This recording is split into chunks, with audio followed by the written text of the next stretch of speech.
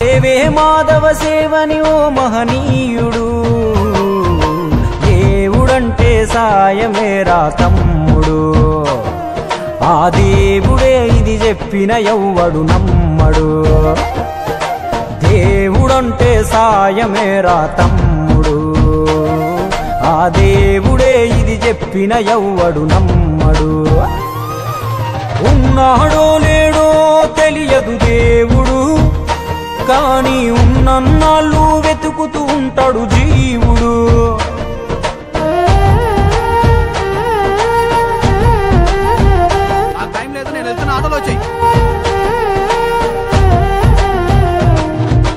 అయాలదొడిగిన అంగీలాగే రాదుర పిలగా నీతో అనుకోకుండా నువ్వోతే.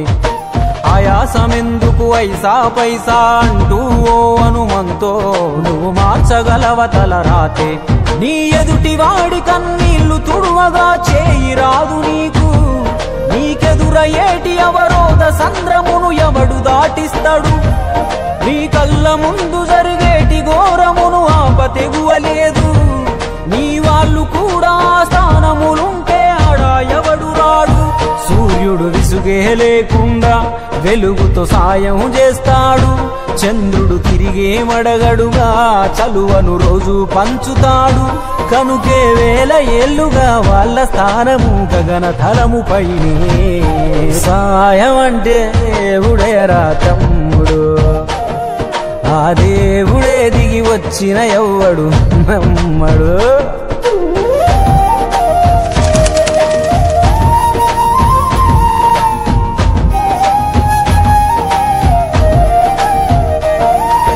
పిడికెడు కడుపుకు సాలద నీకు ఎందుకు ఆస్తులాశ. మూడో తరముల దాకా వరస నువ్వు శ్రమించి గట్టిన నీ ఇంట్లోనే ఉంచరు గోడకు ఫోటో. గుర్తుండదు నీ పేరేంటో. సాయం అంటే పైసలే కాదు, సంపదతో పనే లేదు. అవసరానికో మంచి మాట ముందేది సాటి రాదు. ఎనగేసుకున్న ఆస్తి పైన నీ పేరే ఉండదెప్పుడు. నువ్వు చేసుకున్న పుణ్యాల ఫలమే నీదయ్యా ఎల్లప్పుడు.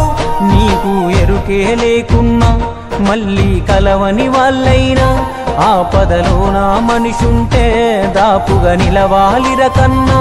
మళ్ళీ తిరిగి తిరిగి అది నిన్ను చేరుతది ఏదో రూపానా, ఇంకేదో రూపానా. కొడతారా? థ్యాంక్ యూ సార్, న్యాయంగానే కొన్నాను సార్. పక్కబట్టి కొట్టారు సార్.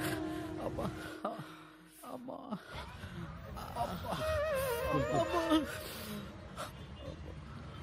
నన్ను కొడుతుంటే అందరు సినిమా చూసినట్టు చూసి వెళ్ళిపోతున్నారు సార్. మీకు మాత్రం నన్ను కాపాడాలని ఎందుకు అనిపించింది సార్? నీకు జరిగినట్టే నాకు ఒకరోజు జరిగింది. అందరూ సినిమా చూస్తున్నట్టు చూసి వెళ్ళిపోయారు. ఒక పెద్ద ఆయన మాత్రం వచ్చి నన్ను కాపాడాడు. ఆ సినిమా చూస్తున్నట్టున్నది నువ్వు, నన్ను కాపాడింది మీ నాన్న.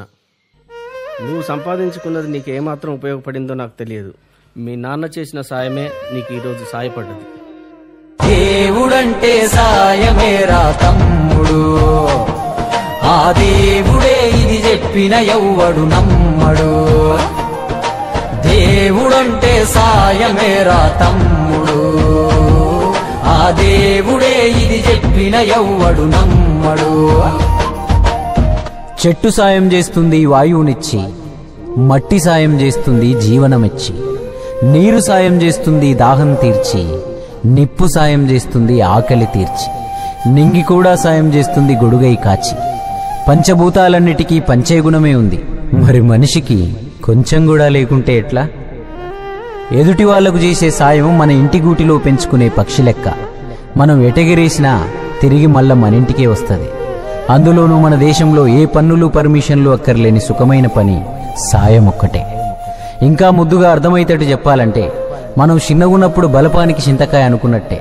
మనం గింత ఇస్తే దేవుడింత కలిపి మనకు శానా